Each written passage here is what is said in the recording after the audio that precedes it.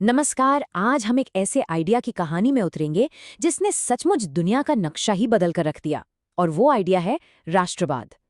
ये कोई ऐसी चीज नहीं है जो हमेशा से थी। नहीं, इसकी एक बड़ी ही दिलचस्प और नाटकीय कहानी है। तो चलिए शुरू करते हैं। जरा एक पल के लिए सोचिए, एक ऐसी दुनिया जहां भारत, जर्मनी या फ्रांस जैसे देश हैं ही नहीं। कल्पना करना भी कितना मुश्किल है ना? लेकिन सच तो यही है कि देशों पर आधारित हमारी ये दुनिया एक मॉडर्न आइडिया है, कोई सदियों पुरानी हकीकत नहीं। अगर हम 18वीं सदी के यूरोप को देखें तो वो देशों का कोई कलेक्शन नहीं था, बल्कि वो तो साम्राज्यों और रजवाड़ों का एक उलझा हुआ जाल था। लोग खुद को किसी देश का नागरिक नहीं मानते थे। नहीं, वो या तो किसी राजा की प्रजा थे, या किसी धर्म को मानने वाले थे, या बस अपने छोटे से इलाके के रहने वाले थे। उनकी वफादारी पूरी तरह से पर्सनल और लोकल थी। तो राष्ट्र राज्य के इस आइडिया से पहले की दुनिया सामंती सिस्टम, राजशाही और धर्म की सत्ता से चलती थी। लोगों की पहचान उनके देश से नहीं, बल्कि इन लोकल ताकतों से जुड़ी थी। लेकिन बहुत जल्द ये सब कुछ बदलने वाला था। इस सदियों पुरानी व्यवस्था को तोड़ने के लिए पता है, एक चिंगारी की जरूरत थी। और ये चिंगारी दो बड़ी क्रांतियों के रूप में भड़की, जिसने पूरे यूरोप में एक नए आइडिया की आग ही लगा दी। ये दो घटनाएं थीं जिन्होंने सब कुछ बदल दिया। सबसे पहले अमेरिकी क्रांति ने यह साबित कर दिया कि आम लोग राजा के बिना भी अपना शासन चला सकते हैं। और फिर आया असली तूफान, फ्रांसीसी क्रांति। इसका नारा था स्वतंत्रता, समानता, बंधुत्व। इन आइडियाज ने पहली बार ये कहा कि असली ताकत राजा के पास नहीं, बल्कि जनता के हाथों में है। और यहीं से राष्ट्रवाद के विचार ने जन्म लिया। फ्रांसीसी क्रांति सिर्फ एक बगावत नहीं थी, ये एक राष्ट्र बनाने का पूरा ब्लूप्रिंट था। इसने पहली बार कहा कि नागरिक ही राष्ट्र है और राजा तो बस उनका एक सेवक है। एक कॉमन भाषा को एकता का सिंबल बनाया गया, और सेना अब किसी राजा की पर्सनल आर्मी नहीं रही, बल्कि वो पूरे राष्ट्र की रक्षक बन गई। फ्रांसीसी सैनिक इन्हीं नए आइडियाज को लेकर पूरे यूरोप में फैल गए।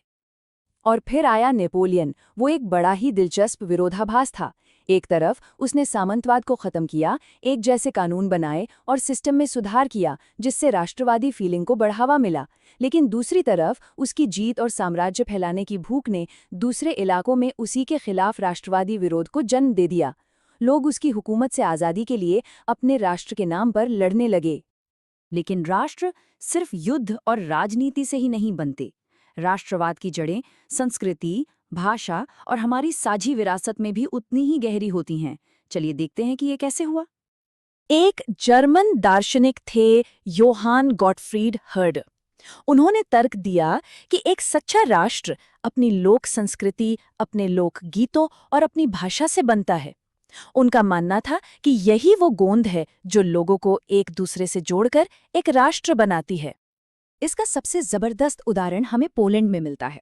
जब पोलैंड पर विदेशी ताकतों का कब्जा था, तो वहां के लोगों ने अपनी भाषा, अपने चर्च और अपने लोक संगीत के जरिए अपनी राष्ट्रीय पहचान को जिंदा रखा। मतलब कल्चर उनके लिए जुल्म के खिलाफ विरोध का एक ताकतवर हथियार बन गया। तो अब तक जो राष्ट्रवादी विचार धीरे धीरे पनप रहे थे, वो 1830 और खासकर 1848 में पूरे महाद्वीप में एक बड़े विद्रोह के रूप में फट पड़े। ये जनता के जागने का समय था। 1848 को जनता का विस्फोट भी कहा जाता है। समाज के अलग अलग वर्ग एक साथ उठ खड़े हुए। मध्यम वर्ग संविधान और अपने अधिकार मांग रहा था।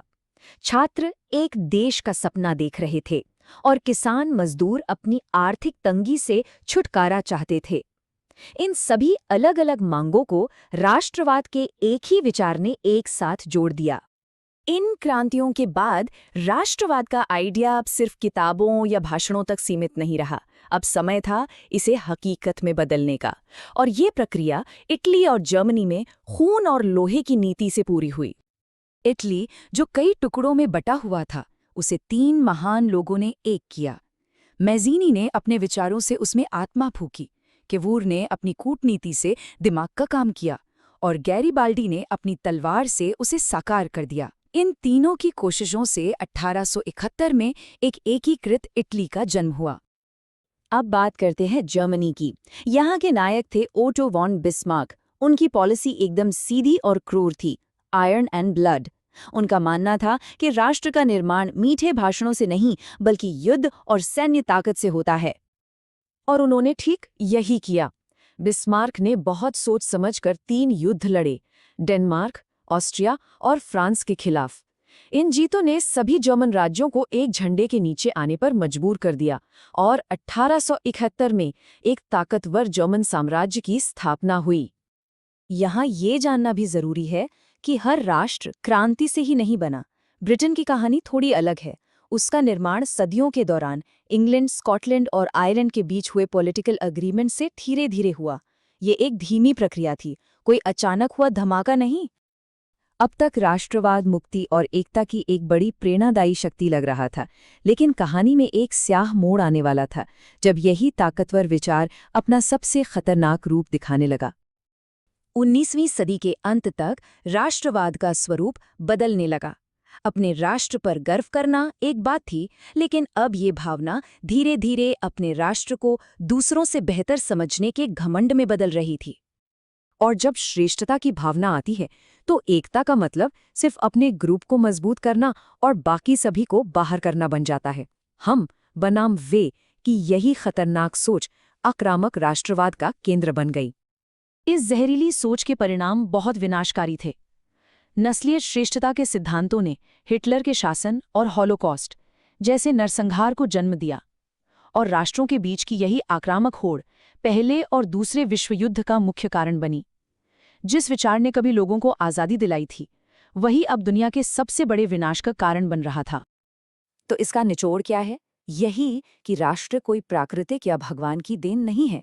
यह पूरी तरह से एक इंसानी रचना है, जिसे हमारी इच्छाओं, हमारे संघर्षों, विचारों और संस्कृति से गढ़ा गया है। यह एक शक्तिशाली औजार है जो आज़ादी भी दिला सकता है और विनाश भी कर सकता है। और ये हमें आज के लिए एक बहुत ही महत्वपूर्ण सवाल पर लाकर छोड़ता है। अगर राष्ट्र लगातार बनने वाली एक प्रक्रिया है जिसे हमारे विचार और संघर्ष आकार देते हैं, तो ये सोचना जरूरी है कि आज हम सब मिलकर किस तरह के राष्ट्र का निर्माण कर रहे हैं। इस पर विचार जरूर कीजिएगा।